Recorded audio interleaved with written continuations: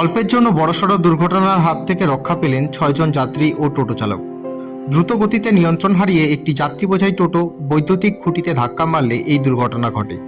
বুধবার সন্ধ্যা ৭টা ১৫ মিনিট নাগাদ ঘটনাটি ঘটেছে হলদিবাড়ি জলপাইগুড়ি রাজ্য সড়কের উত্তরপাড়া টোলগেট সংলগ্ন এলাকায়। স্থানীয় সূত্রে জানা গিয়েছে, এদিন সন্ধ্যায় একটি টোটো চালকসহ মোট ৭ জন আরোহী নিয়ে দ্রুত গতিতে যাচ্ছিল। স্থানীয় গোপাল দাস, তপন দাস, ধোদো মোহাম্মদ ও সাইদুল ইসলাম সহ একাধিক প্রত্যক্ষদর্শী জানান, অতিরিক্ত গতির কারণেই চালক টোটোর নিয়ন্ত্রণ হারিয়ে ফেলেন এবং সেটি রাস্তার পাশে থাকা একটি বৈদ্যুতিক খুঁটিতে ধাক্কা মারে। টোটোতে থাকা ৬ জন যাত্রীর মধ্যে একটি ছোট্ট শিশুও ছিল। দুর্ঘটনার ফলে শিশুটি ভয়ে চিৎকার ও কান্না শুরু করে দেয়। দুর্ঘটনাটি ঘটার সঙ্গে সঙ্গেই পার্শ্ববর্তী লোকজন ঘটনাস্থলে ছুটে আসেন এবং টোটো থেকে আরোহীদের উদ্ধার করেন।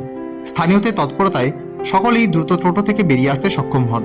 স্থানীয়রা নিশ্চিত করেছেন যে টোটোর যাত্রী ও চালক সকলেই ভালো আছেন এবং গুরুতর আঘাত লাগা থেকে রক্ষা পেয়েছেন। বোঝাই গাড়ি,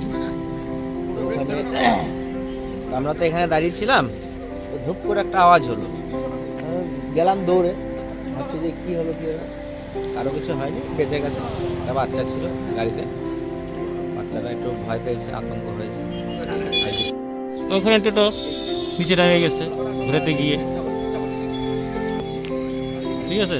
তারপর তো আমরা গেলাম এখান থেকে দৌড়ে, কী হলো যাই দেখি টোটো লাইট পোস্টের সঙ্গে হিলা আছে, উঠানো হইল, কিছু হয়নি।